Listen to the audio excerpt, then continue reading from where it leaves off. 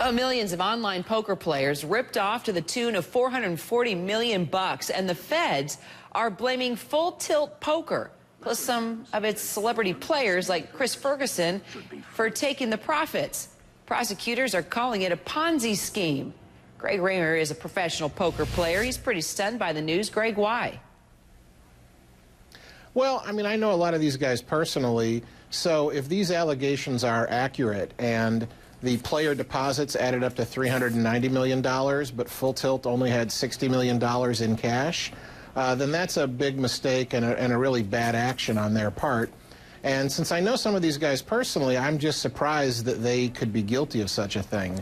So, I mean, I'm still waiting for the evidence and the proof that these facts, as alleged, are true. But I'm going to be surprised either way. Yeah, you say you know, like Howard Lederer and Chris Ferguson. So you're saying these guys are not shady?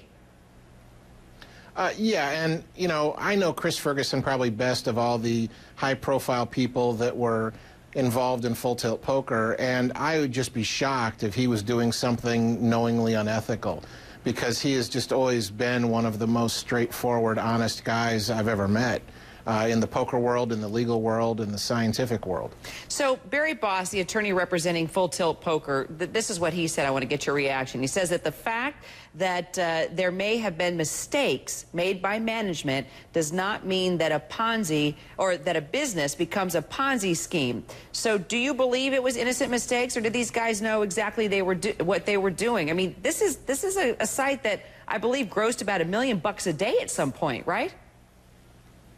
That would certainly be the estimate, that their gross revenues might have reached $1 million a day at some point in time. I just don't know the facts, and I don't accept it as true just because it was alleged by the U.S. attorney. You know, so, yes, these facts may be true, but you know the business. You've been right inside. You've been the poker champ. Have you ever witnessed any shady activity activity like what's being alleged here? Nothing quite like this. I mean, we had a scandal a few years ago where one of the other sites, it turned out that a former owner had sold the company, kind of maintained a back door, and was using the back door to see the hole cards and cheat players. So this isn't the first time, but the real issue here is that all of this really highlights the need for tough U.S. regulation.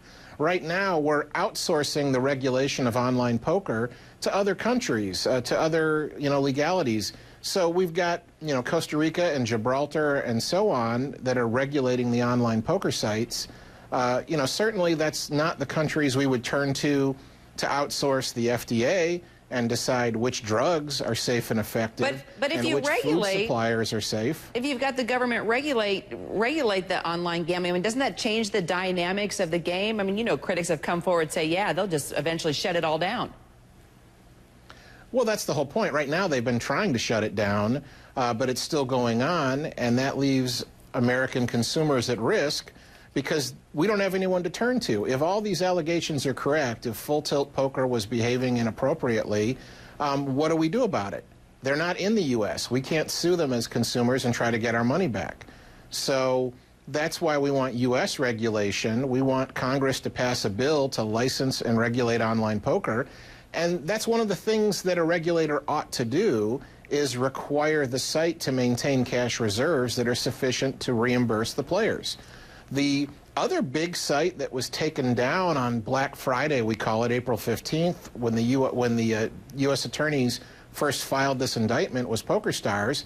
Their regulator, the Isle of Man, required them to keep that money in cash, and all the American customers that were shut out of that site were returned their money. Got their money. Right, right. Well, we'll see what happens here with Full Tilt. That was a good regulator.